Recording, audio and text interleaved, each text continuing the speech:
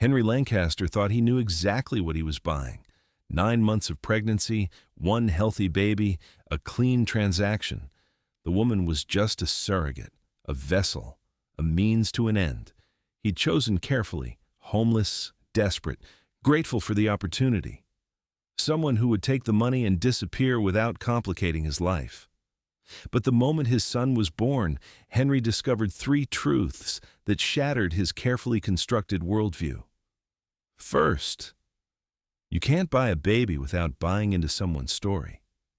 Second, the woman he'd dismissed as desperate was far more than he'd ever imagined. And third, becoming a father isn't a transaction you can control. It's a transformation you can't escape. Before we begin, comment where you're watching from. Enjoy the story. Chapter 1. The Proposal. Henry Lancaster stood in front of the floor-to-ceiling windows of his penthouse, staring at the city below. At 42, he'd built a pharmaceutical empire worth $8 billion. He had power, influence, and respect. But his family's trust fund had one condition for full inheritance: a legitimate heir by age 45.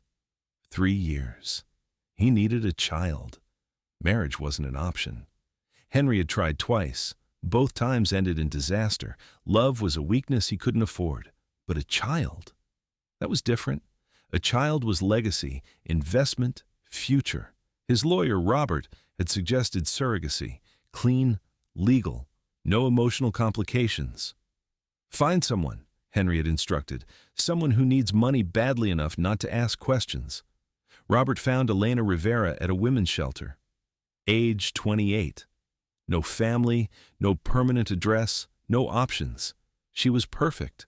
Their first meeting was in a conference room. Clinical, professional. Elena sat across from Henry, her worn jacket contrasting sharply with the expensive furniture. "Miss Rivera, I'll be direct," Henry began, sliding a folder across the table. "I need an heir." "You need money. I'm offering you $2 million to carry my child. 9 months. Then you walk away." Elena opened the folder slowly. Her hands trembled slightly as she read the contract. "This is a lot of money," she said quietly. "It's fair compensation for 9 months of your time." "Why me?" Henry had prepared for this question. "You need help." "I need a service. It's a mutually beneficial arrangement." "You mean I'm desperate enough to say yes?" He didn't deny it. "Are you?" Elena looked at the contract again. $2 million, more money than she'd see in 10 lifetimes. Enough to start over, to stop sleeping in shelters, to stop being invisible. "What happens after the baby is born?" she asked. "You receive your payment and sign away all parental rights, no contact, no involvement. The child becomes mine entirely." "You want me to carry a baby for 9 months and then just hand it over like a package?" "Yes." Elena was quiet for a long moment. "Can I have 24 hours to think about it?" "You have 12 hours. I need an answer by tomorrow morning." That night, Elena sat in her shelter bed, staring at the contract. Her roommate, an older woman named Martha, noticed. "What's that?" "A way out," Elena replied. "Or a deal with the devil." "I can't tell which." "What kind of deal?" Elena explained. Martha listened without judgment.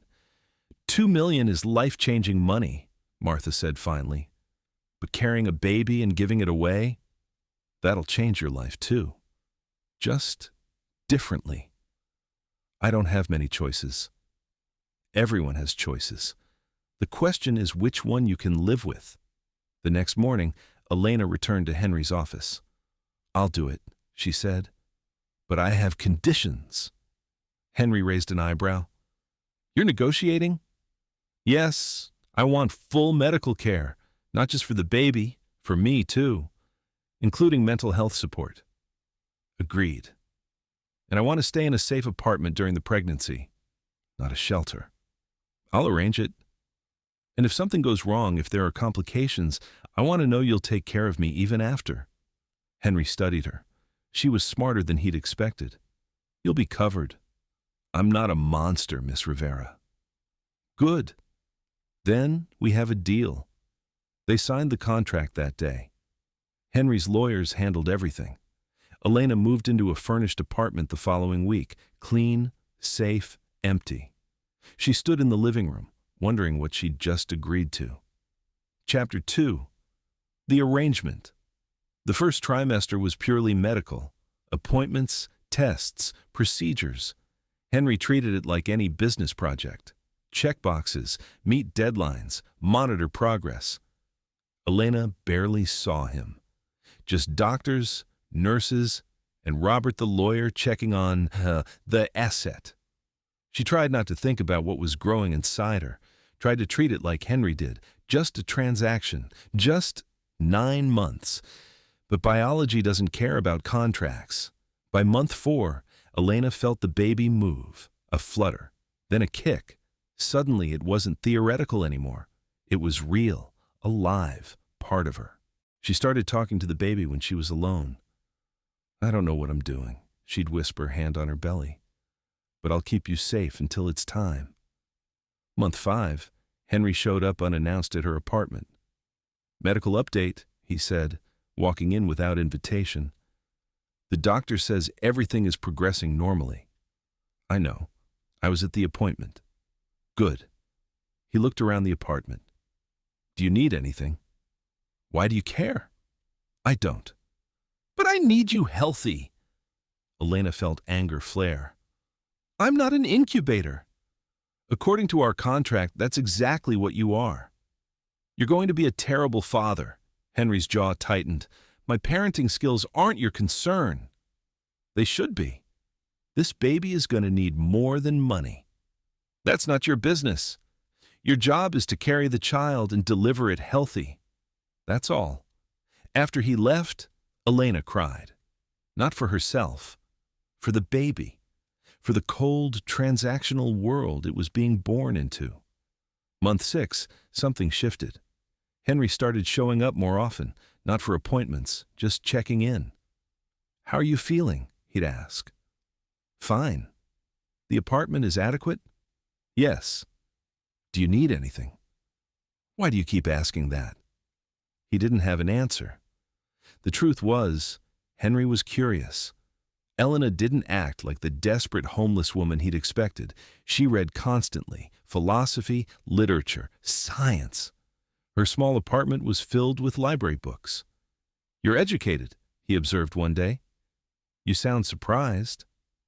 I assumed. That homeless people are stupid? Elena's voice was sharp. I have a degree in biomedical engineering from Stanford. Full scholarship. But life happens, Mr. Lancaster. My mother got sick, medical bills. I dropped out to take care of her. She died anyway. I had nothing left. Henry felt something unfamiliar. Shame. I didn't know. You didn't ask. To you, I was just a transaction. A uterus for rent. I'm sorry. Elena blinked, surprised. Did Henry Lancaster just apologize? Don't get used to it.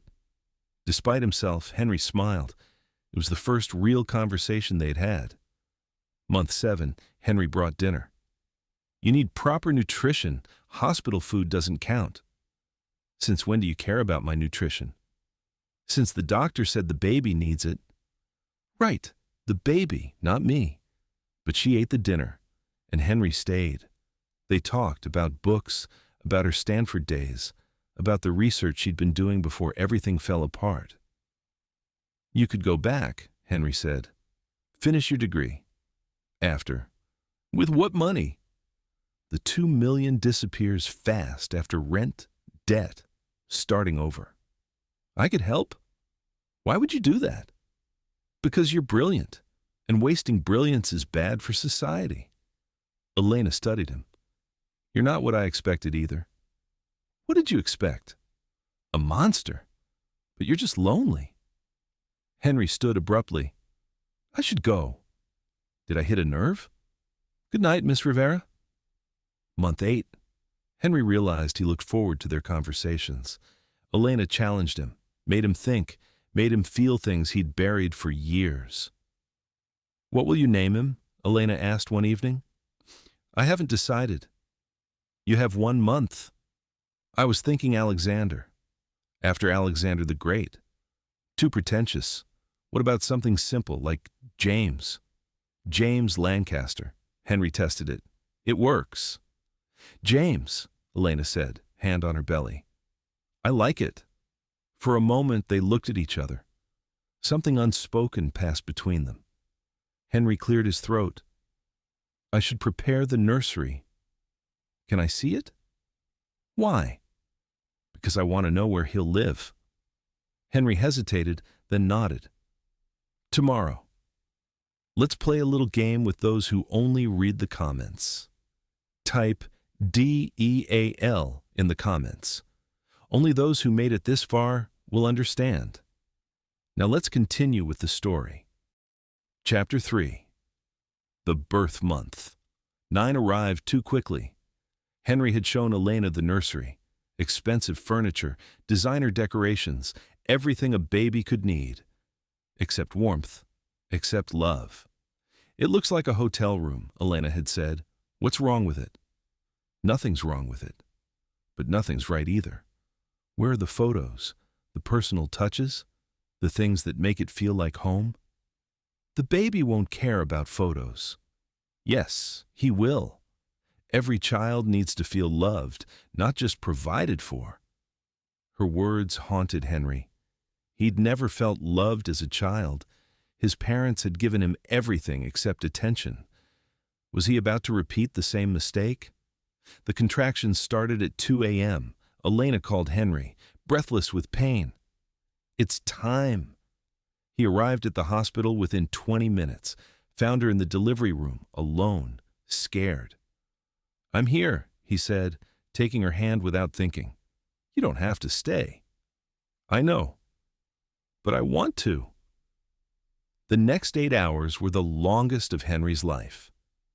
He watched Elena endure pain he couldn't imagine, watched her fight through each contraction, watched her be stronger than anyone he'd ever known. "You're doing amazing," he whispered. "Liar!" she gasped. "I'm dying." "You're not dying. You're bringing life." At 10:47 a.m., James Alexander Lancaster entered the world. The doctor placed him in Elena's arms first. She looked down at the baby, tears streaming. "He's perfect," she whispered. Henry stood frozen, watching. Elena looked beautiful, exhausted, radiant. Holding his son, their son, the realization hit him like a physical blow. This wasn't a transaction. This was a human being created by two people. This was a family. "Do you want to hold him?" Elena asked softly. Henry approached slowly, took the baby in his awkward arms, looked down at the tiny face. James had Elena's eyes, her nose, her expression. And suddenly, Henry understood what he'd done. He'd created a child with a brilliant, beautiful woman, then planned to throw her away like she was nothing. "Henry?" Elena's voice broke through. "Are you okay?"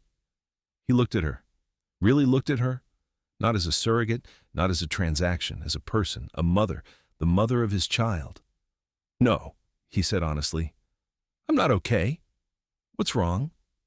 "Everything. This whole thing. It's wrong." Elena's face paled. "The baby is healthy. The contract, I don't care about the contract." Henry sat on the edge of her hospital bed, still holding James. "Elena, I've made a terrible mistake." "What do you mean?" "I thought I could treat this like a business deal. But I was wrong. This isn't business. This is a child, our child, and he needs both of us." Elena stared at him. "What are you saying?" "I'm saying don't go. Stay. Help me raise him. Not as an employee, as a partner, as his mother." "Henry, the contract, forget the contract. I'll have Robert tear it up." He looked at James, then at Elena. "I need you." "He needs you. I don't know how to do this alone." "You're just emotional. You'll change your mind."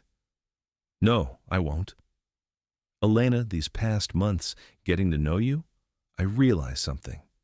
You're not just brilliant, you're good, kind, everything I'm not, everything he needs. Elena's eyes filled with tears. I can't just stay because you suddenly feel guilty. This isn't guilt. This is... Henry struggled for words he'd never said. I care about you. About both of you. I don't know what that means or where it goes, but I know I can't let you walk away. What about the money? Keep it. It's yours regardless, but please stay. Give this a chance. Give us a chance. Elena looked at James, sleeping peacefully in Henry's arms.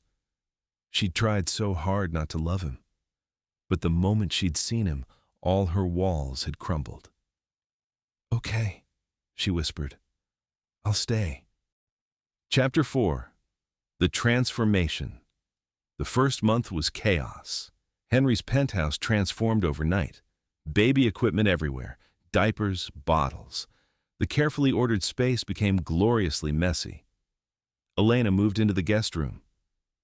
Separate spaces, she'd insisted. Let's take this slow. Henry agreed, though he found himself wanting her company more than he'd wanted anything. They took turns with night feedings. Henry was terrible at first. Couldn't figure out bottles or diapers or why James cried. Elena would appear at 3 a.m., take the screaming baby, and calm him instantly. It's not magic. It's patience. Teach me. So she did. Taught him to hold James properly, to recognize different cries, to be gentle. You're getting better, she said one night, watching Henry successfully soothe their son. I have a good teacher. Their relationship evolved slowly. Co-parents first, friends gradually. Something more, maybe, eventually. Elena returned to Stanford online. Henry paid her tuition. It's not charity. It's an investment. James needs a brilliant mother. He needs a present father more. Henry cut his work hours in half, started leaving the office at 5 p.m., actually took weekends off. His business partners were shocked. What happened to you? I became a father, Henry replied. Priorities change. 6 months after James was born, Elena graduated, top of her virtual class. Henry threw her a celebration dinner. I'm proud of you, he said, handing her the diploma. Thank you. For everything, for giving me a second chance. You gave me one too. They stood close, almost touching, the air between them electric. Henry, Elena whispered, what are we doing? I don't know, but I know I don't want you to ever leave. I wasn't planning to.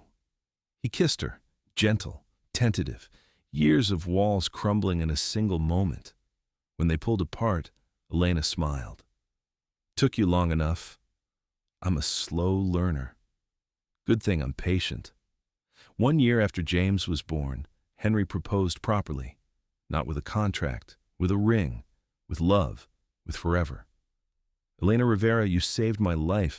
You gave me a son. You taught me what family really means. Will you marry me? Only if you promise one thing. Anything. No more contracts. No more transactions. Just love. Deal. Epilogue. 3 years later, Henry sat on the floor of their living room, now permanently messy with toys. James, now 3, climbed all over him. Daddy, play! I am playing. No, you're checking your phone. Henry put the phone away. You're right. Sorry, buddy. Elena walked in, pregnant with their second child, a daughter this time. Planned, wanted, loved. How's my family? She asked, sitting beside them. Perfect, Henry replied, pulling her close. James patted Elena's belly. Sister soon. Very soon. Henry thought about the contract he'd signed 4 years ago.